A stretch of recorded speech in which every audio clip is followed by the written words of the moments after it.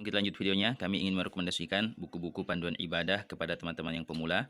Di sini mulai daripada fikih toharoh, fikih panduan praktis sholat edisi lengkap, 99 tanya jawab seputar sholat. Ya, kemudian ada juga fikih sholat berjamaah dan ada fikih sholat praktis karya Buya Yahya. Bagi yang ingin mengordernya silahkan klik link Shopee-nya yang sudah kami cantumkan di deskripsi video ini. Assalamualaikum warahmatullahi wabarakatuh. Alhamdulillah wassalatu wassalamu ala Rasulillah Sayyidina Muhammadin wa ala alihi wa ashabihi wa man tabi'ahum bi ihsanin ila yaumiddin, amma ba'd. Sahabat beriman dan kepada seluruh pemirsa sahabat Quran online dimanapun Anda berada, insyaallah pada video kali ini ya kita akan membahas tentang arkanus shalah atau rukun-rukun salat. Ya, jadi video ini kami buat untuk teman-teman yang pemula atau yang mu'allaf yang ingin belajar tentang sholat.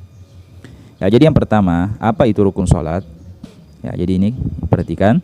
Ya, jadi yang dimaksud dengan rukun sholat adalah hal-hal yang wajib dihadirkan saat kita melaksanakan sholat, dan rukun itu merupakan bagian dari sholat itu sendiri.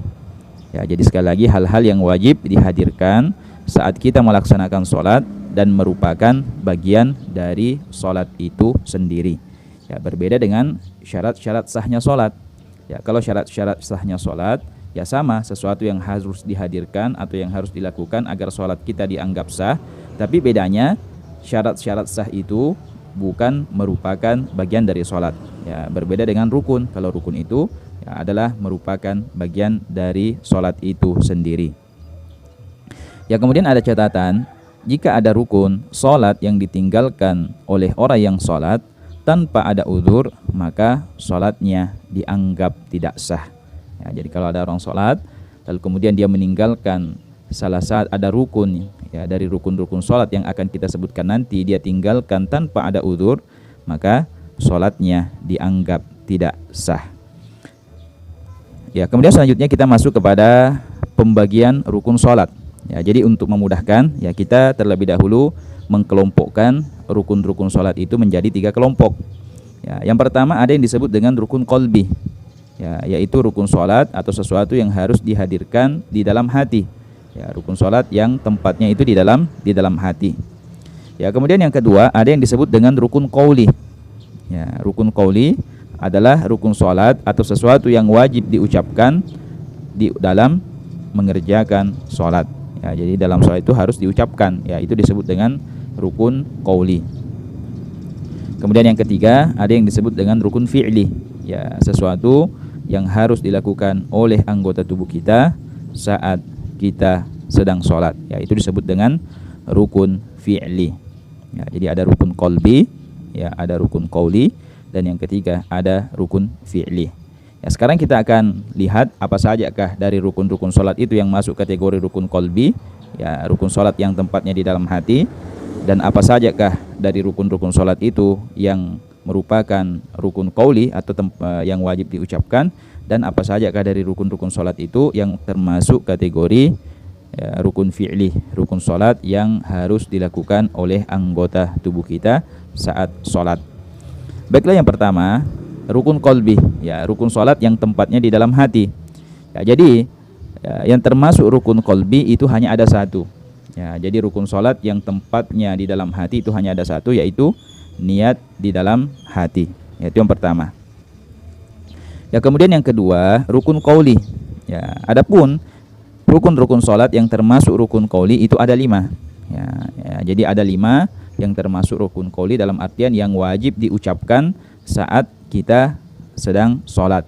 Ya, ukuran minimalnya itu kita harus memperdengarkan kelima bacaan ini nanti saat kepada telinga kita sendiri saat kita sedang sholat. Yaitu ukuran minimalnya, yaitu kita harus memperdengarkan 5 bacaan ini ke telinga kita sendiri saat kita sedang sholat. Nah, apa yang termasuk rukun qauli atau rukun yang berupa ucapan? Yang pertama adalah takbiratul ihram, Allahu Akbar. Ya, takbir pembuka saat kita sholat itu wajib diucapkan. Ya, dan pengucapan takbiratul ihram ini itu wajib dibarengi dengan niat di dalam hati. Ya, jadi saat kita mengucapkan Allahu Akbar, ya bersamaan dengan pengucapan takbir itulah kita melintaskan niat di dalam hati kita. Ya, kalau misalnya kita sholat zuhur, Ya, bersamaan dengan pengucapan takbir Allahu Akbar, kita lintaskan di dalam hati bahwa saya menyengaja sholat fardu zuhur. Ya, atau ketika kita sholat asar, saya menyengaja sholat fardu asar, dan seterusnya. Ya, itu takbiratul ihram, itu wajib diucapkan ya. Berbeda dengan takbir ya saat berpindah dari satu rukun ke rukun yang lain, seperti takbir ketika ruku, takbir ketika hendak sujud, takbir ketika bangkit dari sujud, takbir ketika antara dua sujud. Itu semua takbir yang sifatnya sunnah, bukan rukun. Berbeda dengan takbiratul ihram, itu adalah merupakan rukun sholat ya, yang wajib diucapkan. Apabila seseorang meninggalkan mengucapkan takbiratul ihram tanpa ada uzur, sholatnya dianggap tidak sah. Ya, itu yang pertama ya. Kemudian yang kedua, yang termasuk rukun yang berupa ucapan adalah suratul Fatihah. Ya, jadi suratul Fatihah itu wajib dibaca di dalam setiap rakaat, yaitu pada saat kita berdiri. Ya, kalau sholat yang kita lakukan 2 rakaat, berarti kita juga wajib mengucapkan atau membaca surah Al-Fatihah sebanyak 2 kali, yaitu pada saat kita berdiri. Ya, begitu kalau sholat yang kita kerjakan 4 rakaat, berarti kita juga wajib membaca surah Al-Fatihah 4 kali, yaitu pada saat kita berdiri.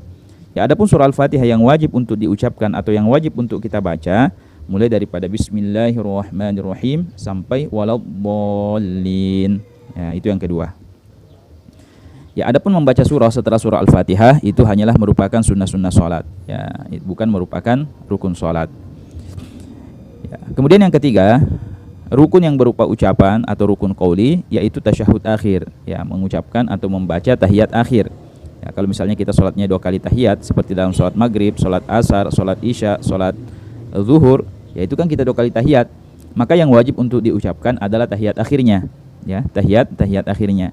Ya, adapun tahiyat awal, yaitu masuk kategori sunnah-sunnahnya sholat. Ya, adapun tahiyat akhir yang wajib dibaca adalah at-tahiyyatul mubarakatus salawatut thayyibatu lillah. Assalamu alayka ayyuhan nabiyyu wa rahmatullahi wa barakatuh. Assalamu alayna wa ala ibadillahis salihin. Asyhadu an la ilaha illallah wa asyhadu anna Muhammadar Rasulullah. Ya, jadi sampai di situ yang wajib dibaca saat kita tasyahud akhir. Ya, itu wajib dibaca.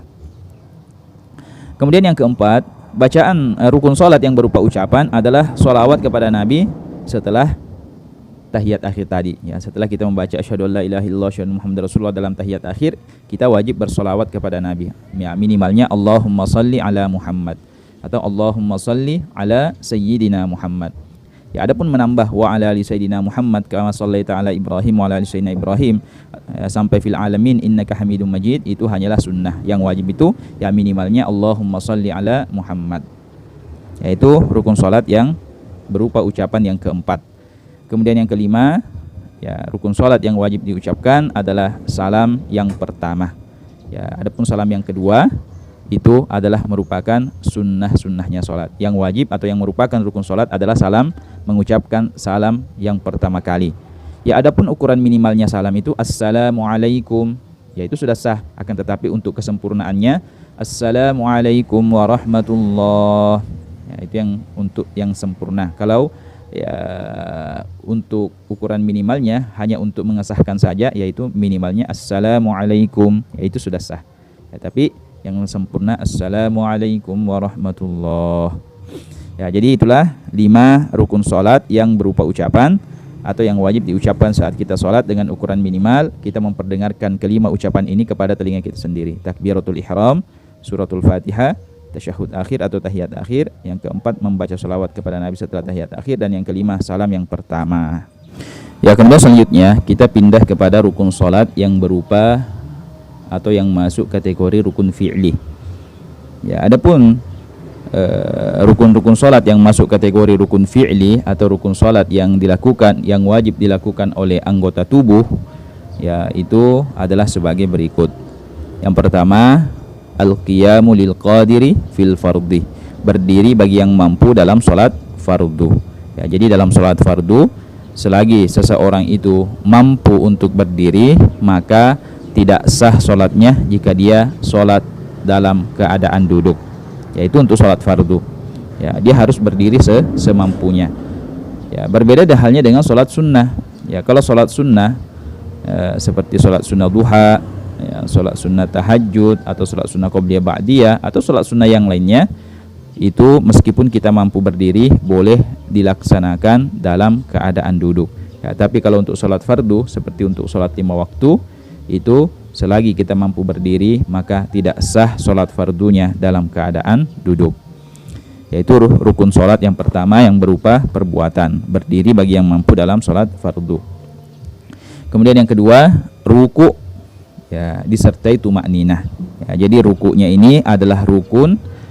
Ya, kemudian tumakninah adalah rukun yang tersendiri. Ya, jadi tumakninah itu adalah artinya diam sejenak ya dengan durasi minimalnya 1 kali ucapan subhanallah.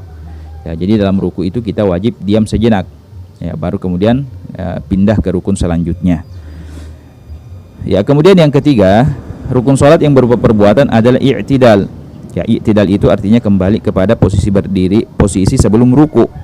Ya, sekali lagi, i'tidal itu adalah kembali kepada posisi sebelum ruku. Ya, jika sebelum ruku seseorang itu berdiri, maka i'tidalnya harus berdiri. Ya, ini bagi orang yang sholatnya sambil berdiri. Ya, kalau dia berdiri sebelum ruku, maka i'tidalnya harus berdiri. Ya, jika sebelum ruku ia duduk, ya ini bagi orang yang sholat duduk ya, maka i'tidalnya kembali kepada posisi duduk. Ya, dan dalam i'tidal itu juga wajib tumakninah. Ya, wajib diam sejenak. Ya, 1 kali minimalnya ya, dengan durasi 1 kali ucapan subhanallah. Kemudian rukun sholat yang berupa perbuatan yang keempat adalah sujud. Ya, sujud itu adalah merupakan rukun sholat yang berupa perbuatan. Ya, kemudian di dalam sujud itu juga disertai dengan rukun tumakninah. Ya, kalau ada orang yang sujud tidak tumakninah, tidak diam sejenak, sholatnya dianggap tidak sah.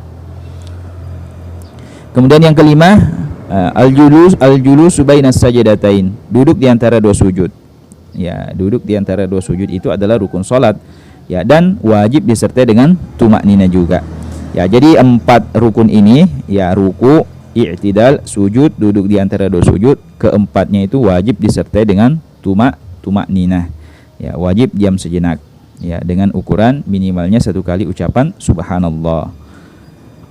Kemudian rukun sholat yang berupa perbuatan selanjutnya adalah duduk dalam tasyahud akhir. Ya, duduk dalam tasyahud akhir. Ya, kemudian yang 7 adalah tertib. Ya, tertib itu artinya berurutan antara satu rukun dan rukun yang lainnya. Ya, jika ada rukun yang belum dilakukan atau belum sempurna, maka seseorang yang sholat itu tidak boleh berpindah kepada rukun setelahnya.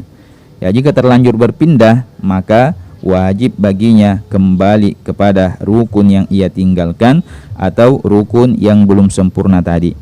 Ya, jadi apapun yang dilakukan setelah rukun yang belum sempurna itu tidak dianggap sah. Kapan dianggap sah? Nanti dianggap sah jika ia telah menyempurnakan rukun yang belum sempurna tadi atau yang ditinggalkan tadi. Ya, jadi ya, demikianlah pembahasan tentang masalah rukun-rukun di dalam sholat.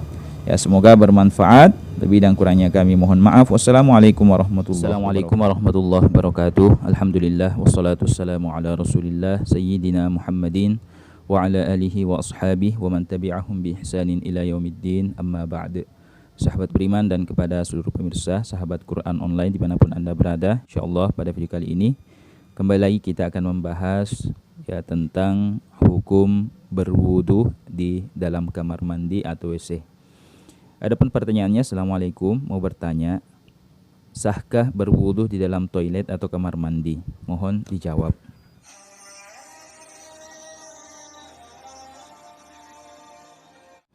Waalaikumsalam warahmatullahi wabarakatuh. Kepada saudara atau saudari yang bertanya dimanapun Anda berada, ya, jadi berwudu di dalam kamar mandi ya atau WC yang biasa digunakan untuk buang air besar atau buang air kecil, yaitu sebenarnya tidak ada masalah dan wudunya sah. Ya, namun yang mungkin menjadi masalah adalah hukum membaca bismillah ya dan kalimat-kalimat zikir lainnya saat berwudu di dalam WC atau kamar mandi. Ya, apakah haram atau tidak? Ya, dijelaskan oleh guru-guru kita bahwa hukum membaca bismillah atau bacaan-bacaan zikir saat berwudu di dalam kamar mandi atau WC hukumnya hanyalah makruh dan tidak sampai pada derajat haram. Ya, tidak berdosa, akan tetapi ya karena itu makruh maka sebaiknya ditinggalkan. Ya, jadi solusinya adalah cukup Ya, kalau kita berwudu di dalam WC, cukup Anda membaca basmalah atau zikir-zikir di dalam hati tanpa mengucapkannya dengan lidah. Atau Anda boleh membaca doanya setelah Anda keluar dari kamar mandi atau WC nanti. Ya, jadi sekali lagi kepada saudara atau saudari yang bertanya bahwa berwudu di dalam kamar mandi atau WC tidak ada masalah dan wudunya sah.